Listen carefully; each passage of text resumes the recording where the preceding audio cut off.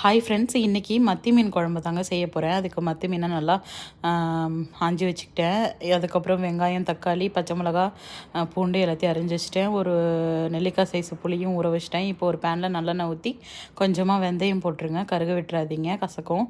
அதுக்கப்புறம் பாதி வெங்காயம் போடுங்க, நல்லா வதக்கி விட்டுட்டு அதுக்கப்புறம் 10 பல் பூண்டு, தக்காளி, பச்சை மிளகா எல்லாத்தையும் போட்டுருங்க. நான் கொஞ்சமாக தக்காளி போடுறேன், ஏன்னா நம்ம தாளிப்புக்கு வந்துட்டு புளியில் சேர்த்து கரைப்போம் இல்லையா, அதுக்கு வந்துட்டு கொஞ்சம் நிறைய சேர்த்துக்கலாம். அதுக்கப்புறம் கருவேப்பிலை போட்டு உப்பு போட்டு வதக்கிடுங்க. இப்போது தாளிப்புக்கு வந்துட்டு மிளகாய்த்தூள், புளி தண்ணி, அதுக்கப்புறம் தக்காளி, உப்பு எல்லாத்தையும் வந்துட்டு கரைச்சி இப்போ ஊற்றிட்டேன். இப்போ நல்லா கொதிக்குது, மீன் குழம்புக்கு வந்துட்டு நல்லா கொதிக்குது.